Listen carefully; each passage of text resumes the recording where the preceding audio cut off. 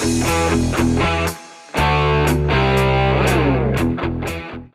guys, welcome back to Retro Classic Garage. Today let's look at how to create a side cowl. So first of all, you can see that I have already fabricated a battery bracket right here. First of all, what we need to do is to mark the border with masking tape. Then we take a box board and paste it so we can get a proper template according to the frame dimensions, and then we cut it and we make all the gaps for the brackets and things like that. So left and right almost identical, it's just that we need to invert it for left and right. That's about it. Let's see how we can transfer this to the metal. So once we're done with the template, what we use is a mild steel 18 gauge sheet metal. Main focus on today's video is mainly how to fabricate the side cowl. We place the template that we drew on top of the sheet metal, and we use a scribe, we use a permanent marker to mark around, and we also have to have a border around it because we are planning on bending it to a slot. So you need a marker and something that you can draw a straight line. It could be anything. It could be a ruler, it could be a tape, it could be a level, whichever that helps you. And then what we do is, if you can see that I have already cut the material out of the sheet metal, and if you look at it, you can see the piece that I have cut is actually a little larger than the template that we drew earlier. So if you look at it, there is a 1-inch border around it. For the reason is that we are planning on doing a step around this. So the step would basically be bent around, and then the rest of the border will be bent inwards to make sure that nobody get hurt if they bump into the cowl. So to cut the sheet metal, you can use a chisel and a hammer, just like the good old days. Or there are other applications as well. So a chisel and a hammer, if it doesn't work, or if it's too loud anyway, right, you can use a scissor, a metal cutting scissor, or we also call it tin snips. So you can use this as well.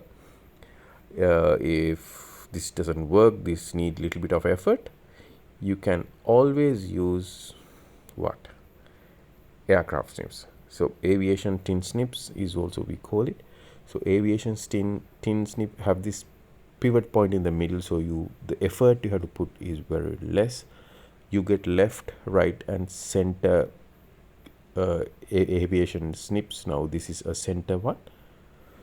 Other than that, also you can use a very a common pick would be the angle grinder. The angle grinder you can always use, but keep in mind it's a little risky. It can if it gets stuck, it can actually have the things flying around. It could hurt you, so it would be little tricky and dangerous. But technically you can always use a nibbler, which is specifically for sheet metal cutting.